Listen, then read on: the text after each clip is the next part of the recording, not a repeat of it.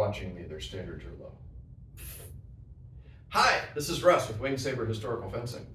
Hi. So, this is the first of 2 videos from a private student who gets lessons through me via Patreon, who wants to know how things are possible, or in this case, impossible, and we will see. Can you face me?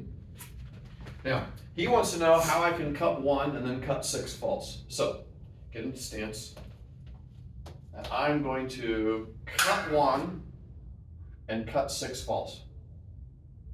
And Kat's gonna look at me quizzically like, what do you mean you're going to do that? So, here we go, I've cut 1. Oh, she blocked correctly. How do I cut 6 false from here? Ain't happening. Unless we go to like Saber's Werkecopter, which is fine for longest messer, even though it's totally not how you actually do it. So, what if I parry 1 and then cut 6 false? Pop.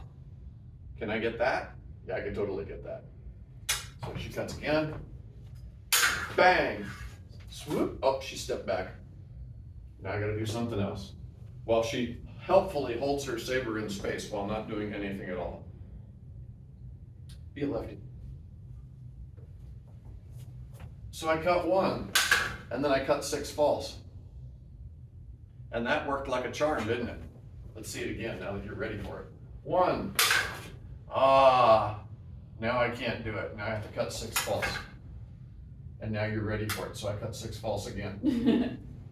So the fact that she's a lefty doesn't just mean her arm is here, it means her entire body position is different. So if she's not expecting this specific move, I can force the bind. Notice when this is successful where my bind is. I have a strong on strong bind. If I have a weak on strong bind, AKA it's her bind, not happening, it's impossible. So when you want to do fancy stuff, what's the bind? It's always a case of, what is the bind? From here, I can attack under with some danger because she parried well. There is no way I get my weak through the vast space between this guard and her torso without her reacting.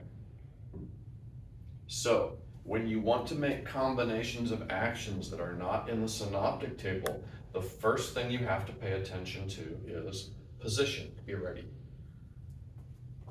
Let's watch how this works. 1. She had to roll really high. Great. I can throw 5 false from there very easily. 1. I can't force out here because she's staying in alignment. Be a lefty. 1. Oh, look at that. 1. Look at that. Be a righty. 1. Look at that. 1. Look at that. What did I do? I made a sforza. I threw her blade out to the side using my first attack as a beat. So,